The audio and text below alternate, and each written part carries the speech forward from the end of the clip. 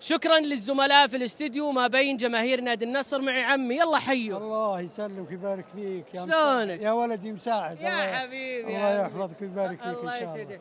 لا يصير النصر شيب فيك يا عمي. لا، حب النصر هو اللي شيء فيه. الله، السنه هذه حترجع شباب، واللي حببنا فيه الله يغفر له الامير عبد الرحمن بن سعود، الله يغفر له يا رحمة. والكباتنه على ايام ماجد ودرويش يا سعيد سلام. وسالم مروان، الناس اللي تخبرونهم زمان، ولكن الحين لكن هالسنه ذي هذا حال الكوره، بس هالسنه مرة ذي لك ومره عليك. ترجع شباب ان شاء الله ان شاء الله.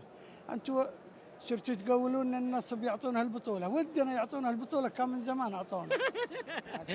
لكن وش تصير ذكرياتك مع النصر؟ والله احسن، وتحديدا بمباريات الاهلي. دايم فوز على الاهلي. هو اللي يحببنا في الملعب انه دائما فوز على الاهلي، ولكن ان شاء الله الفوز حليف النصر اليوم. وش اكثر ذكرى ما تنساه بالمدرج؟ والله اهم شيء احسن ذكرى يوم نفوز بالبطوله، هي احسن حاجه. وش تقول عن حب النصر؟ عطني شيء من القلب.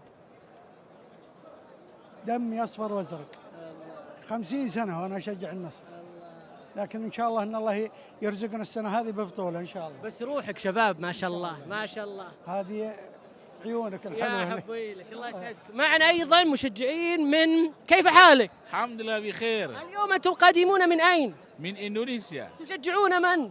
النصر طبعا. اوكي ما شاء الله. انت ما شاء الله قاعد نعدهم يا عم. والله حظ. توقعاتكم هذا اليوم للنتيجه؟ ممكن 3-0. كثير يا صديقي. طبعا نحن بحب النصر. وانت ايضا؟ Do you love النصر؟ يس. هل تعرفون ان تغنون للنصر؟ تغنون؟ نعم، نصر نصر، هل تعرفون؟ يس نصر. تفضل هيا. يلا نصر. sama-sama ayo. نصر نصر نصر نصر نصر. ممكن الشيء الجميل مشاهدينا الكرام انه جماهير نادي النصر من جميع مناطق العالم، هذا دليل على شعبيه النصر يا عم. نعم. اي والله هذا اللي حببنا في النصر. بالتوفيق ان شاء الله. جود لك. شكرا يا عم. نعود للزملاء في الاستوديو.